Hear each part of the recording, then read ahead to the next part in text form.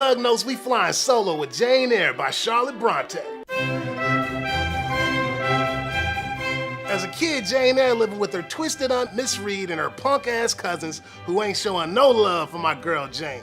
After dealing with these haters for years, some righteous doc named Lloyd hooks Jane up and convinces Miss Reed to send Jane away to get school.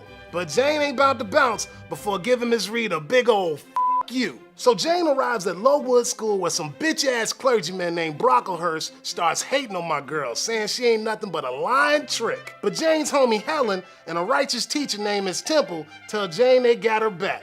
When Jane's sister Helen dies from consumption and Miss Temple chucks deuces out of Lowood, Jane bails and starts hustling as a governess up in Thornfield Hall, where some uptown gangster named Edward Rochester be living. Once Jane meets Eddie, they start chilling on the reg. But meanwhile, some mysterious shit starts going down at Thornfield.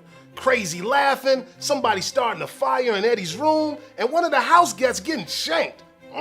Later, crusty Aunt Reed sends the word that she about to kick the bucket. Now Jane's forgiveness don't quit. So she goes back home and nurses this hoe. When Jane rolls back to Thornfield, Edward proposes and they plan on shacking up together. Shit gets ridiculous during the ceremony when some player hater named Mason say that Edward is already married. Seems Edward's wife Bertha went whack in the head and she the one who been wrecking shit in Eddie's crib. Jane be straight tripping about Edward acting like a pimp, and so she pieces out of Thornfield. Now Jane be all cashed out asking for help till some players named Rivers take her in. Turns out they be her cousins. And when Jane's Uncle John dies, he leaves her some mad cash. Now Jane got C notes by the stack, homie. Then Jane starts jonesing for her boy Edward. So she drops in on Thornfield and sees that the whole place has been burnt down. Turns out Bertha's twisted ass done blazed the whole place, then killed herself. Damn! Not only that, but Eddie done lost his sight and his hand during the scuffle. But Jane keeps it real and says, "Hey blood, I don't care if you ugly as shit. I love you anyway." Then they get married and have a little G of their own.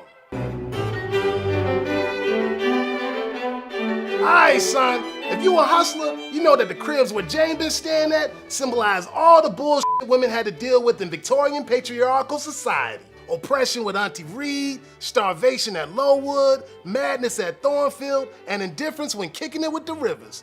But it ain't till we hear about Eddie's crazy bitty Bertha that Bronte starts doing it big. So if you forever thuggin', you gotta check out how Bronte making Bertha Jane's shadow double, playboy. All the slanging and banging that this hoochie be doing up in Eddie's turf, representing all that rage Jane been keeping inside since her days with Auntie Reed. In fact, it don't get no realer than Bertha, since she the only one who fighting the power that done f***ed her over. Cause on the real, who wouldn't want to start tearing shit up if you got sold to some stranger for a bit of cash? So what my girl Charlotte trying to say about traditional society is, why can't women express their desires without being called crazy? Yo, you best get in the zone and listen to this here motif, blood.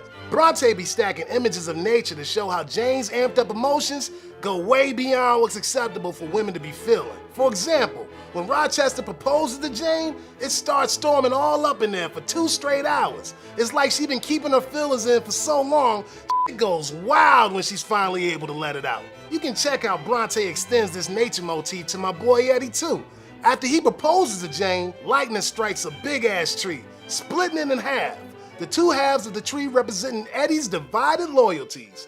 One to his passion for Jane, and the other to the law and the church who ain't got no love for their union. Bronte also spitting truth about the state of the Victorian woman through the red room Jane gets locked up in. Now this room is full of secret compartments and bloody images which be associated with that ooh-wee.